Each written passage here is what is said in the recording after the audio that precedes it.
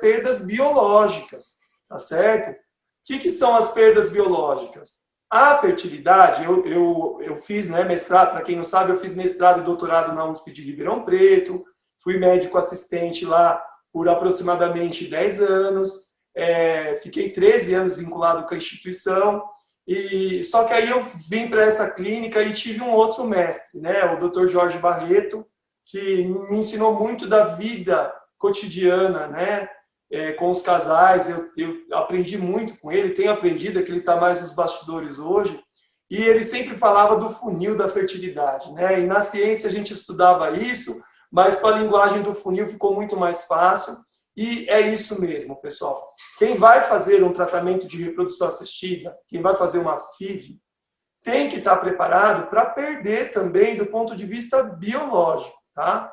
Então, o que nós fazemos inicialmente? Pensando no tratamento, a contagem dos folículos.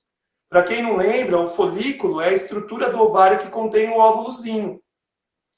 E aí, com base nessa contagem, a gente define o protocolo de medicamentos. Então, por exemplo, a gente faz um ultrassom e conta que a mulher teve 10 folículos. Quantos destes folículos eu espero que avancem a estimulação ovariana? A gente tem aproximadamente 50% a 70% desses folículos que vão crescer. Olha a primeira perda aí. Já perdi metade, ou pelo menos 30% dos folículos. E posso perder mais, quanto maior a idade da mulher, e também quanto menos folículos ela tiver. Bom, tive esses folículos, no número de 10, quantos cresceram então, pessoal? Cresceram aproximadamente 5 a 7. Só um pouquinho, a Miriam Gomes Santana teve 3 abortos, uma FIV sem sucesso e nunca desisti. E depois tentamos de novo, mais uma FIV, deu muito certo e hoje nos preparando para a próxima FIV. Olha aí que resiliência, Miriam, que você teve, e obrigado por ter compartilhado a sua história aqui de superação, de crescimento, de vitória. É bem por aí mesmo, Miriam. Só não alcança o objetivo e o sonho quem desiste. Quem vai em frente é questão de tempo. Às vezes, não é no momento e da forma que a gente gostaria que fosse, mas o momento sempre chega. E aí, então, eu tenho os folículos, cresceu 5 a 7, e desses 5 a 7, pessoal, a hora que eu vou para a coleta de óvulos, eu tenho 20% que não vai ter óvulo. Então, olha só, de 10 folículos, caiu para 5 a 7, e aí eu vou ter 4 a 6 óvulos.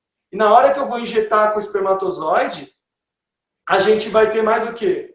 Aproximadamente, eu tinha falado 5 a 7, 4 a 6, vamos ter 3 a 5 embriões iniciais. Desses 3 a 5 embriões, a maioria chega no segundo e no terceiro dia.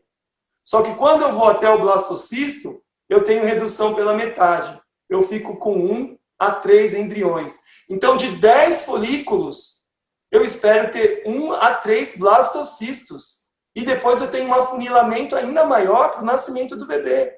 Então, pessoal, se você está nessa briga da sua infertilidade, está preocupada com a perda, eu já tive paciente que tinha 21 embriões em D3, que é o terceiro dia, levei 19 para blastocisto e sobreviveu 1. Não engravidou, tivemos que fazer a segunda estimulação 1 ano depois, ela ficou com 8 blastocistos e emplacou na primeira. Imagina se ela tivesse levado aquela experiência como a regra da vida dela. Ela não tinha realmente alcançado o sonho da vida dela. Por outro lado, eu já tive paciente que tinha 22 embriões de D3 e quando nós levamos para blastocisto, ficaram os 22 e ela engravidou de gêmeos da primeira. Tá? Então, vocês têm que ter em mente que quando você entra nessa briga, você tem que lutar. É claro que lutar, ela exige que nós coloquemos os pés no chão. Às vezes, a estratégia da luta não está adequada. E aí é hora de você rever valores, rever estratégias, rever o tipo de tratamento. Se precisar rever a clínica, rever o médico, né? Se você não está se sentindo acolhida, se você não está se sentindo seguro. Então, a gente realmente precisa parar para refletir. Agora, se você está lutando com condições adequadas, você não tem que pensar que a jornada pode ser longa, mas o momento ele sempre chega. E aqui nós temos várias histórias de superação aqui que eu estou vendo o pessoal falando. O Reginaldo, Desistir Nunca. Aqui teve acho que foi a Maria, comentou que ela fez 8 vezes, né? Nós tivemos uma live, vocês podem ir lá no meu IGTV, tem algumas lives. Hoje, especificamente, ia ser a minha irmã, mas eu acabei deixando um pouco mais para frente, porque eu senti a necessidade da gente falar dessas perdas, né? Principalmente porque uma paciente comentou lá na clínica, né? Então, a gente sabe que existem essas perdas e a gente tem que realmente estar preparado para tudo isso, porque senão o luto e o sofrimento vão impedir de você ter equilíbrio para a tomada de decisões lá na frente e no futuro. Tá certo, pessoal? E aí, então, muita gente pensa o quê? A perda que a gente tem é lá o negativo. Mas, pessoal, quanta coisa aconteceu nessa jornada para chegar naquele resultado do beta? Muita coisa. E se você desconhece essas etapas, você acaba realmente ficando vulnerável, ficando refém, ficando prejudicado nessa jornada. E aí tem muita gente que fala, tá bom, doutor Anderson, tudo isso nós sabemos, mas tem um fator que é importantíssimo. Só chegou uma pergunta aqui, ó.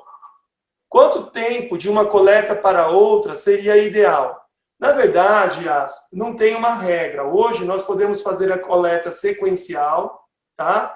E podemos fazer o espaçamento. Eu costumo dizer que o principal fator limitante é a condição emocional da mulher, do homem, do casal, tá certo? Então não tem uma regra, inclusive hoje nós temos a dupla estimulação no mesmo ciclo menstrual, o Dual Stim, tá? Que é realizado principalmente para as mulheres que têm câncer e vão congelar os seus óvulos, ou então para algumas mulheres com baixa reserva ovariana.